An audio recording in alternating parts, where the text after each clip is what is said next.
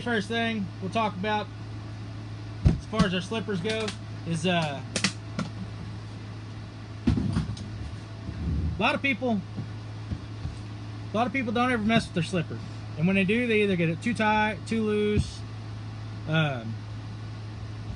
So we'll start talking about some issues that people end up with sometimes with having the slippers where they slip. No matter how tight they tighten them down, they just keep slipping. When it comes to, you know, you've got a gear with slipper disc. Generally, the slipper discs on these, they're not so bad. They stay good for a long time. The issue people run into is the plates that go against the disc, or the discs that go against the material. A lot of times, if you leave your slipper too loose, a lot of times it spins quite a bit through there. You know, you'll spin the gear, and then next thing you know, I don't have any bad ones because I tend to throw everything away when it gets bad, but this will glaze up. You can see a little bit of line on there, but this will glaze up. You'll glaze up on the inside and the outside. A simple trick, you can either, if you want, take maybe some real fine sandpaper and do it in figure-8 motions on it. That'll work, but what I tend to do is I just flip it, put another side that's not mirror finish. I mean, you can see the difference. This has got the ring already on it, wore in. This side doesn't have anything, so it's really easy. Just flip the plates, get a rough side back on your slipper disc, or back on the material here. One thing about the Losi I will say is some people have issues finding spur gears. The Team Associated spur gears will fit it, and you can get them in all sorts of different sizes. So the Team Associated spur gears will fit. You just have to make sure that when you buy the Team Associated spurs, that you also get the fibers that go with the Team Associateds. Let's see if I've got right there. So it's got a fiber on it, because those fibers are smaller than the Losis. The Losis won't fit in there, but the Losi disc will still fit on the fibers. This is a 76. I mean, but you got all kinds of different ranges you can go. When you go to put it together, if you keep having a problem with your fiber falling off the gear, man, take a little daub of grease, put like 2 little daubs of grease on there, and once you push it on there, generally it'll hold. It won't fall off that easy. If you don't put any grease on, it'll fall off. That already has grease on it. You can see the grease on the gear there. You can see where it's smudged on both sides here and there. Now, one thing a lot of people don't understand is when you deal with your slipper, you got these springs here. Losi Associated springs. When you put this spring on, the Losi one's got this plastic piece in it, which is kind of a pain in the rear. But I pull the plastic piece out. Now the plastic piece does go back on.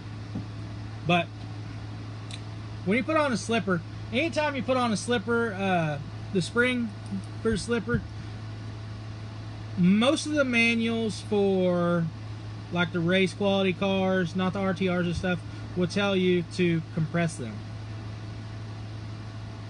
Get a pair of pliers, compress them tight, and what it does is it just holds it a little tight, and when you let off, it'll give the spring a little bit of time to grow. I know you think it would do it instantly, but it doesn't. It'll give it just a little bit of time to grow, so it compresses that spring.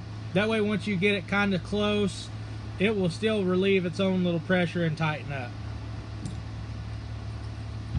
I know a lot of guys have issues with the Losi, the gear cover, touching the arms. You can cut it. I mean, I don't use it, but you can cut it just to clear it. One trick I will say is J-Concepts has a little finger tool.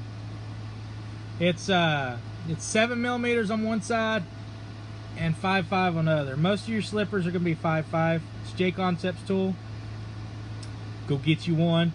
It's a lot nicer when you need to adjust the slipper on the fly. because if you have to take the tire off every time, it's kind of a pain in the ass. Excuse my language. But anyways, we'll jump into it. What I'll do is I'll show you the slipper adjustment on a Losi RTR. Look at those wheels. Billet aluminum. They're awesome. RC Bombshells. Go get you some. They're beautiful wheels. I probably won't never run them, but they're there. But anyways, let me move my camera around where you can see what I've got going on, so you can see what I like to do. So what I'll do is I'll give everybody a few minutes. If you want to go grab your car and you want to see what it feels like, see what it looks like while I'm messing with this one, go do it. Go do it. We want to have a good battery in there, because if you got a weak battery in there right now, one that's almost dead, then you're not going to get the same action as you would if you run down the track. Now generally when I go to make a pass, I will make one pass, charge a battery, one pass, charge a battery. Anyways, I'm gonna get my radio on.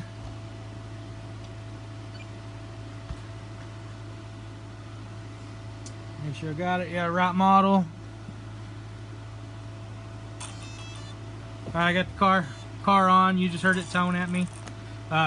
So generally what I will do is I'll back it off the wall so it's not touching the wall, but I will hold the rear tires. I want to hold the rear tires still down against the mat, kind of like that. So I'm gonna hold them down with pressure, and we're gonna give the car throttle. Now keep in mind you have a wheelie bar, so if you're running without a wheelie bar, it kind of goes the same way, but keep in mind you do have a wheelie bar, so it may seem like it's doing right, but it may not be. So what we'll do is we'll hold it, and I'll give it throttle, and you hear it just slips instantly. And the front tires don't leave the ground, so that means the slipper is actually too loose.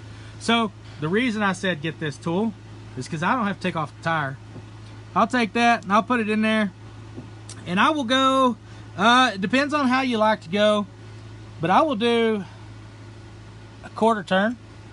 So I want a quarter turn. Now watch the front tires on the car when we're playing with the slipper. See, it's still too loose. I backed it off before I did this so everybody could see. But it's still too loose, so I'm going to take it, and this time I'm going to go a half turn. That's the nice thing about this tool. It's got these little notches on it. You can count your turns. So I'm going to take that. That's a quarter, half turn. So we're sitting at a half turn. Hold the tires. See how it kind of picks up the front tires, but it's still slipping it? We're going to take it.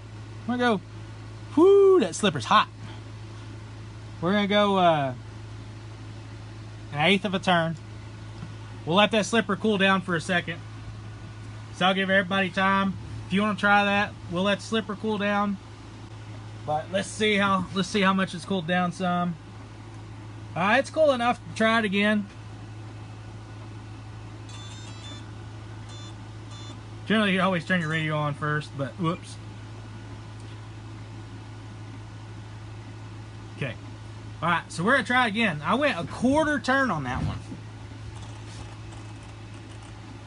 Okay, so we're gonna try it again. It's still just a little loose, and put a lot of heat back in it just then. Stand the car up, let it cool down a little bit, and then this time we'll put, depending on how the pads look, we may go a half round, or I may be showing y'all exactly what not to do to smoke a slipper.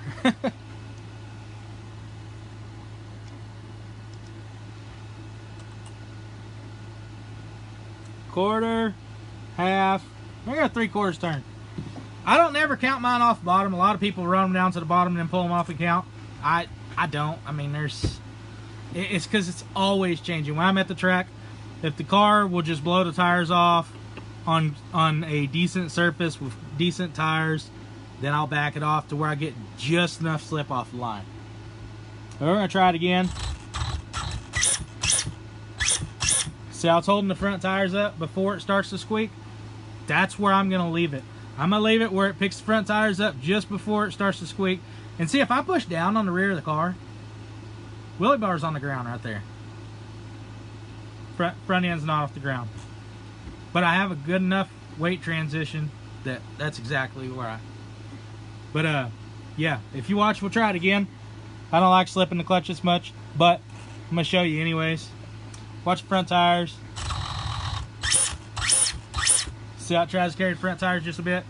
That's just about where you want it. So after I do that, now I would actually go to the track or go to the road and fine tune it so I can see where we're sitting. But let's look at something. Now that we slipped it just that little much, let's see what it actually looks like.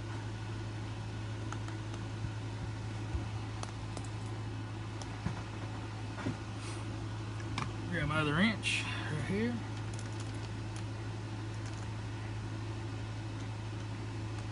And see, I don't count where it's at. Whenever I go back to testing, I'll be testing on the ground, and I'll bark it a lot less, but, you know, we'll just do that. So I want y'all to be able to see. We'll see if we can glaze them, see if we glaze them over.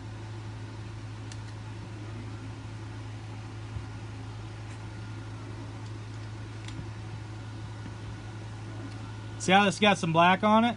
That means you definitely barking your slipper. Now, it's hot, but I'll show you. Look how it's real shiny kind of around the sides, but kind of dull right there in the center. A little bit more and I would be flipping that plate because I want it all flat, kind of looking the same. So a little bit more, I'd be flipping that plate. Let's look at the inside one. The inside one generally takes the brunt of the abuse. So this is the back side. I've flipped this one before just for a little bit, not much. But we'll look at the side that touches it. Now look at that one. You definitely see the rings around it. If that starts to polish off, like see how it's kind of getting shiny? If it starts to polish off any more than that, flip it. Flip it. That way you've got a rough side against your material. Oh, and whenever you take these off, don't lose that. That little piece right there, that something gun hits the ground, it is gone. Whew. Look how nasty it is. It hits the ground, it's gone. It's hard to find. So we'll stick that back on there. I'm not going to put the car back together on camera. That's not something y'all are going to have to see.